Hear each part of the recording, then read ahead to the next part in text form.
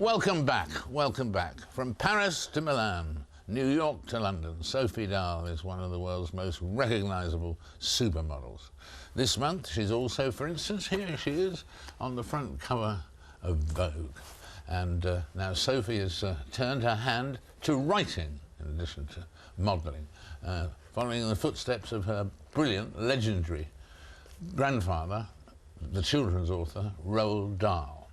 And in fact, Sophie is a passionate book collector as well as book writer, and she's got her first novel out right here, and it's called Playing with the Grown-Ups. It is. It is. Great to have you with us. Great to have you with us. What inspired the book? Gosh, that's a broad one. I think I'm really interested in adolescence and the minds of adolescents, and I'm also very interested in family dynamics. And coming from a family with a lot of dynamic and a lot of adolescence, I think it was a sort of, it was fuel for that. I see, I see. So, yes, because Kitty is how old, 17? No, Kitty goes from 11 through 15 in the book. 11 through 15. So that's part of the adolescence. Yes.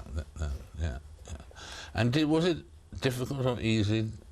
Do you use all the latest gadgets, or do you write by hand? Or I'd always written by hand, which I think was a sort of hang-up about my grandfather, and my mother also does it. You know, he wrote on legal pads with pencils, and I think we thought in some way in order to be creative we had to do that too. And actually finally I bent into the pressure, and 3 years ago got a computer, and it's changed my entire life.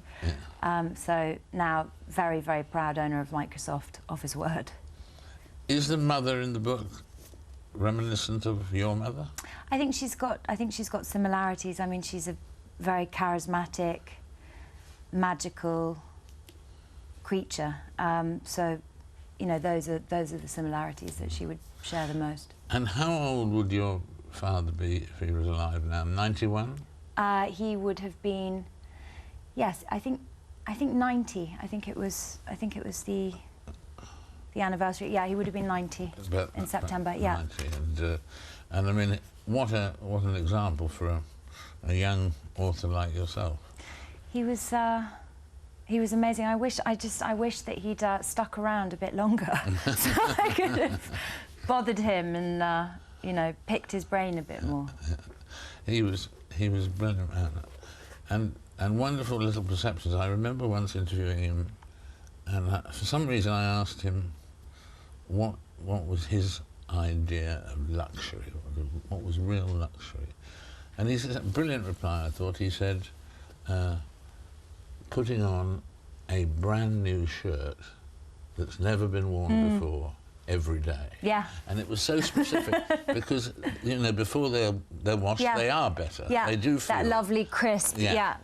And I thought it's a wonderfully detailed thing. Yeah. And of course, I mean, he had children's books, but I mean, adult appeal as well. I mean, his adult fiction, I think, is highly undersung, and actually I'm sort of as keen on a lot of his adult books, My Uncle Oswald and The Tales of the Unexpected. I think it's so clever. What about modelling? Is that exhausting? No, I mean, it's God, easy, being a teacher is exhausting, or, you know, being a nurse is exhausting. Modelling's not exhausting. I think it's just something that comes with a shelf life, and, you know, mine is sort of slightly past its sell-by date. Oh, no. I don't know. I think perhaps. And what gave you that thought?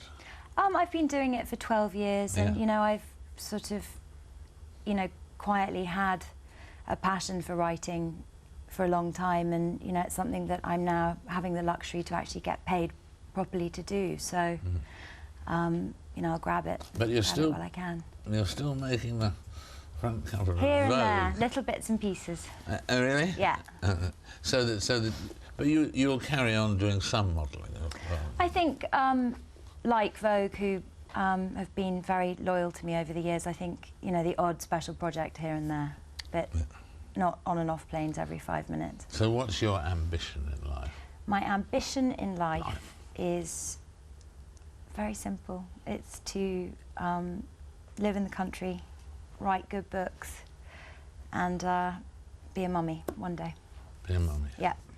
We want more books, of course, but we want more terrific photographs as well. Once every 10 years. Once every 10 years. Maybe they can wheel me out. As a special treat. As a special treat.